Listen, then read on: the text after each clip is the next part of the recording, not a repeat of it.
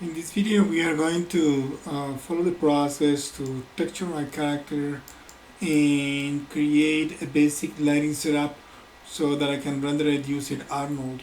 So the first thing I'm going to do is I'm going to create shade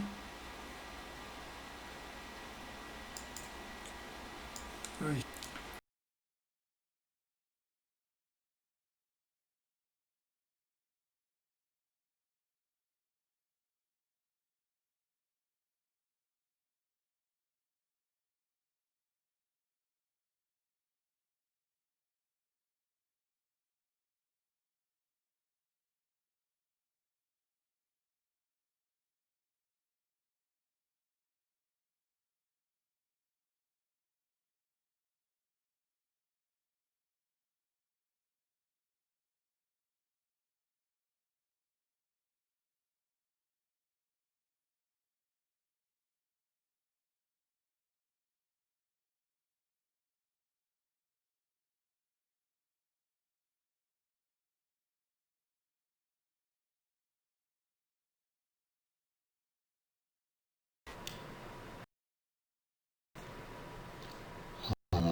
Use a preset for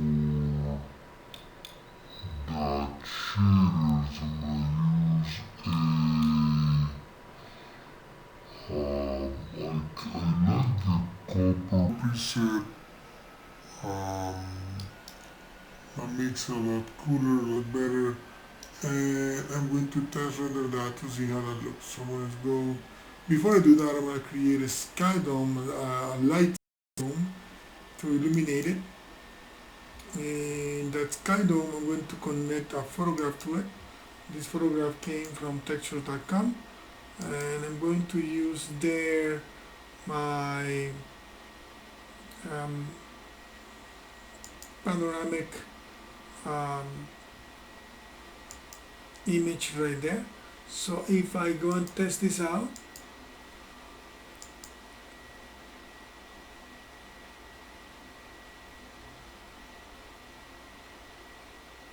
a pretty good looking uh,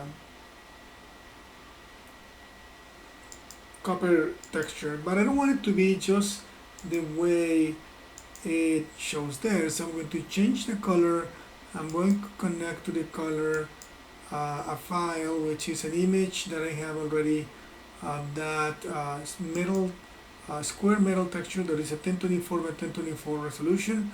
I'm going to connect that to my object. That way I'm going to test it out and look at it again with that texture in it, and that makes it a bit better. I can go and fine tune some of the settings for the shader so that I can try to bring up some of its features.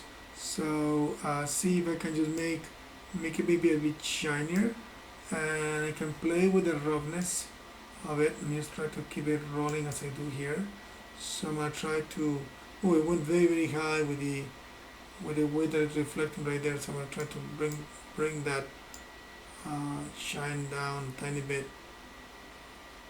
Is what it's doing is the specularity is reflecting very dramatically some of the colors. So probably don't want it to go that far.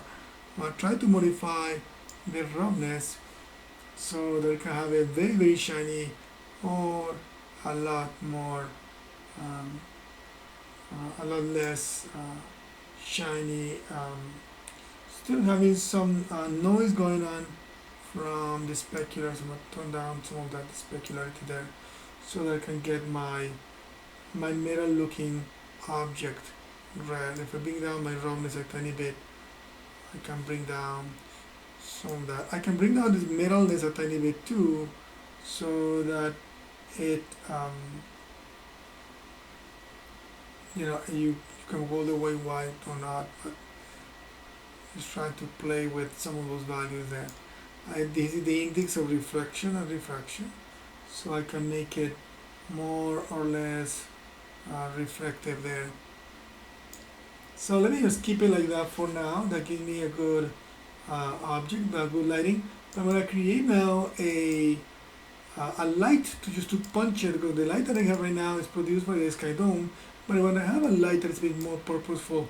So I'm going to create directional light, and that directional light I'm going to punch it so that the sky tone becomes more like an ambient light, and the directional light will give me a bit more of um, quality there, and a very sharper scene. Let me see how that goes.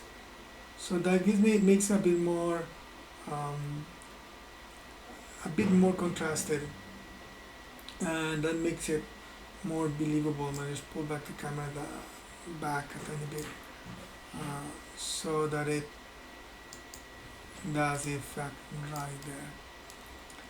Alright, so it's very kind of metallic looking, still using a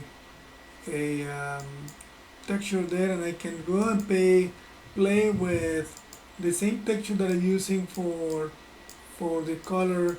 I can plug it into, because it's a grayscale, if it was color one I probably wouldn't use it, but I can plug it into the geometry bump. So I'm gonna middle mouse, grab it from here, dump it there, and that way I have a bump map, and I'm gonna tone down the bump so that it's not so high, so when it render it, it still has some bumpiness on it. Probably it's too much still. I'm gonna bring it down even more. I'm gonna make this value very tiny, say 0, 1, and test it out one more time.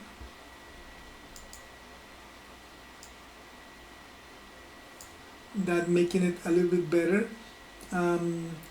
Not quite, and actually it's kind of making the scratches going outwards, so I'm actually going to make them go inward by changing the bump depth from a positive value to a negative value. That way I can preview my rendering with the scratches going in better. I think I'm going to tone down the bump a bit more, just to get it to be very little, say 0.005, and just test it one more time. So that becomes very small amount of a bump, so that makes my object a bit more appealing. Alright, now I'm going to create a background, and for that I'm going to put a photograph behind it.